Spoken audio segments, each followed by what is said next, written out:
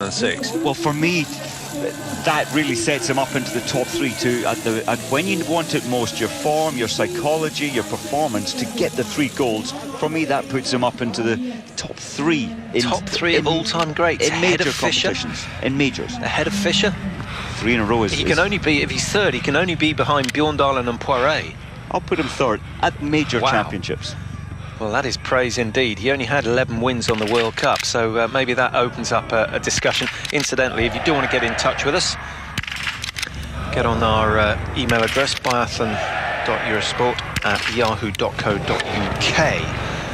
That is amazing, Patrick. Christoph Summen, this is his range, this is where he trains. The wind is strong from the left, and he was so psyched up today for a podium, but no chance now, missing 3. No chance. He's got precious little chance getting in the top 30 with 3 misses at this early stage. 3 penalty loops now for Christoph Summen. And when you think Summen was a 94% hit rate in the prone last season.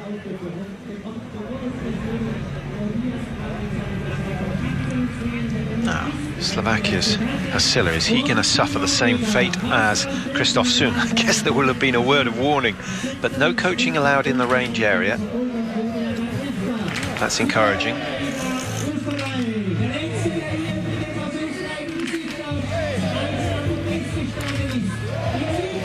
So, 4 out of 5, much better than we saw from Summen, but it does mean that today maybe you can argue a case for taking your time in the range and making sure of the 5 targets.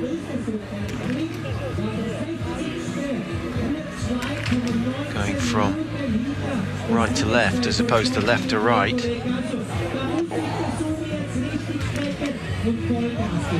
Now with the women, Mike, it's a lot easier with this particular shot to estimate the wind strength, because you see the hair blowing all over the place. Looking down the range area, we can see all the telltale flags, and I sometimes think that when they start missing targets, we need that shot just so the viewers can appreciate what they're trying to cope with. And it's not so much the strength of the wind, it's the changing wind. I think that's the aspect, and remember the last 2-3 days in training here, it's been so calm. I know there's been a lot of heavy snow, but there was no wind influence on the range, and well, Krupczyk is the only one so far to get 5 out of 5. Well, 1 out of 4 of the athletes already through. Going to make an interesting day, a little bit like Östersund last week, where the wind affected the big names, especially in the stand position. 25 seconds inside, so a good start, but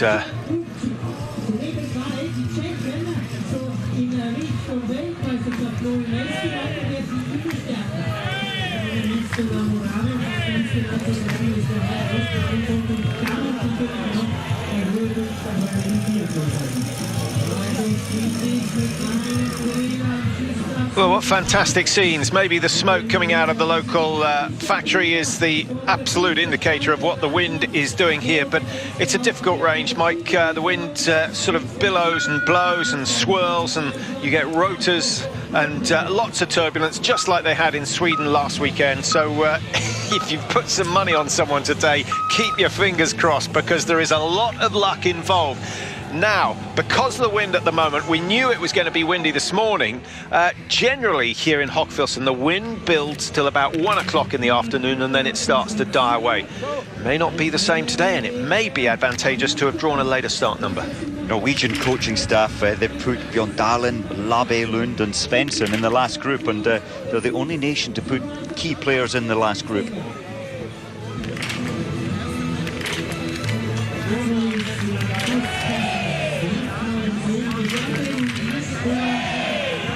Veger's come into the range only 7.7 seconds behind the fast time of Summen.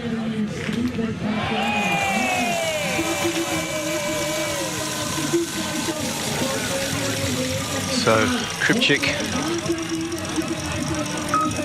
for the Czech Republic, the leading time at the moment of 8:40. This man should be able to beat it. He's already got a victory under his belt this season, and I haven't seen Legelic lead a starting gate like that ever before. And obviously that win in Sweden has given him a huge amount of confidence, and I hope it means that he goes on to greater things. He was an absolute superstar out in Vancouver, Mike. From nowhere he flew the Canadian flag on his own. He did a 6th place at the Olympic Games, and And really, the Canadians missed out there. They hadn't been attending all the World Cups. Their nation ranking dropped below 20, so they could only start one athlete.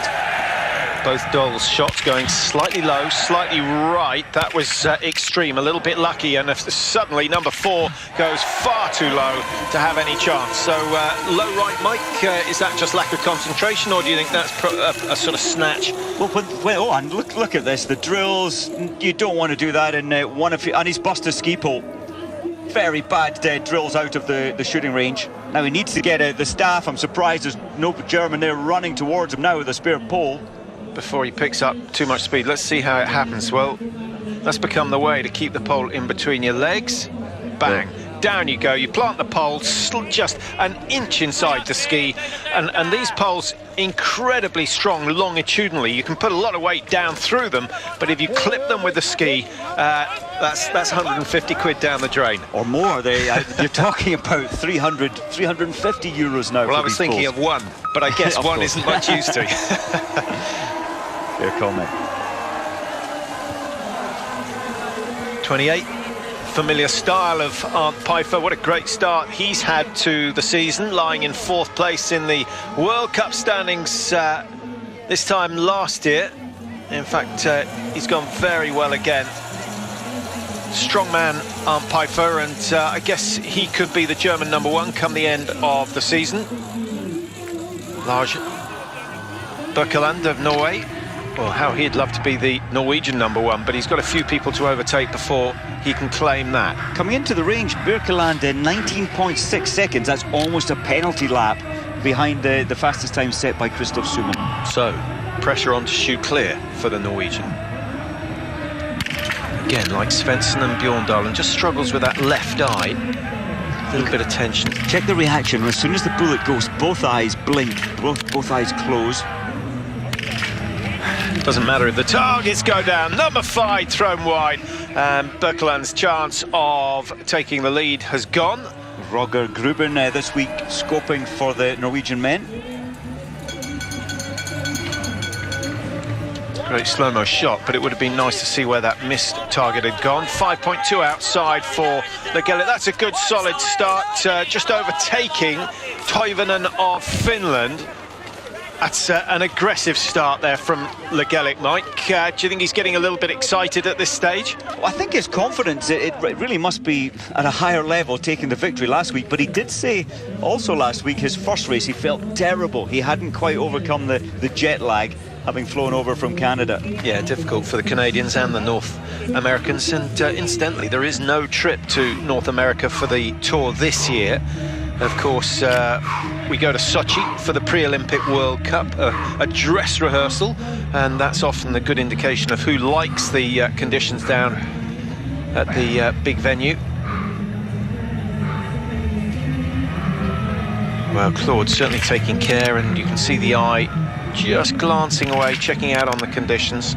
Again, they're missed. A couple of the missed shots we're seeing are down at 4 o'clock, so the wind from the left, not only does it push it to the right, but it drops it low, and that's why they're going to be around 3 to 6 o'clock on the rim when they miss.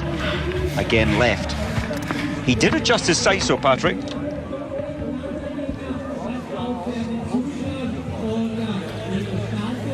Well, still only 4 men have gone clear. Vega, Semenov, Krupchik of the Czech Republic, and Russia's Alexei Volkov has also shot 5 out of 5. Halfway there, only 2 shoots in the sprint event, of course. The winner here last year won Carl-Johan Bergman. Now, he could do with another good result. Mike looked very relaxed in our pre-season interview with Carl-Johan, saying life is fantastic. A new baby girl in the family, of course, born during the World Championships last year. A bag of medals from those World Championships in Ruhpolding. But his form in Östersund was anything but convincing. He did better in the pursuit, but in the sprint race, to shoot the perfect score in the lying down prone position and then not to even hit 1 target out of 5 shots in the stand destroyed Carl Johan's chances in the sprint competition. Now, Simoneda, good solid shot in the prone, perhaps the most exciting of all the biathletes in the standing position. Oof. One big breath in between each shot. Look at his time. That's a very good time at the moment. Of course, he has to clear the range. Well, that's made up for the disappointment from Christoph Suman, and there's a strong bond in the Austrian team, and the fans will be delighted to see that. Green light is on for Simon Eder, 8:30 his time, and if he goes clear in the pro, and he will shoot fast, that could be a very challenging time for the big names starting in group number 4. Jay Hakkinen of USA, he's still here, he's been going for ages and ages now, started his career with a win in the Junior World Championships. He's not managed to convert that into a World Cup win at senior level, but there are times that he shows sparks of brilliance, and it would be nice to see it at some time this year. 5.9 outside, that's competitive. It's a lot better this week. He didn't have his ski speed last weekend. He didn't have his shooting, but today it's looking pretty sharp for the American. Looks quite hard work out there, Mike. Perhaps the ski's not gliding quite as well as he would have expected. Well, it's very dry snow as well. So much snow has fallen over the last few days, and the Norwegians clearly hoping that it's going to raise up temperature-wise by about 1 or 2 degrees to make it faster in 1 hour's time. Now, Suman's already missed 3. He hasn't really got anything to lose here. If he shoots well, that will boost his confidence for the remaining races here. What a shame about the pro, because that was fantastic. I think all that can be said, Mike, is that that will sort of get his confidence back for the rest of the week. It will, and it's important to make the top 60 in this race, to qualify through for the pursuit tomorrow, and that's why he is pushing and pushing to try and make sure he's not outside the top 60. I remember Suman as well at the Olympics. He finished 12th in the sprint and moved all the way up to 2nd in the pursuit race, taking silver medal at the Olympics.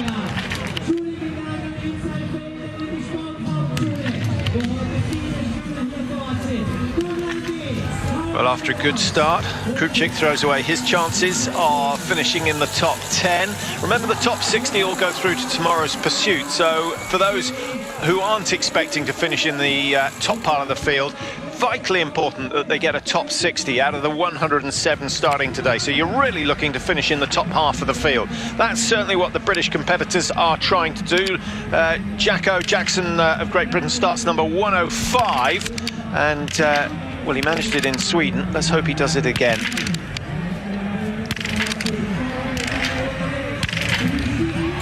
Great start. Very, very solid indeed. Lagelik, 3rd fastest into the range. I reckon he might go out with the fastest time because he shot without fear there. Just released the shots on sight. The wind has eased. They're taking full advantage of that.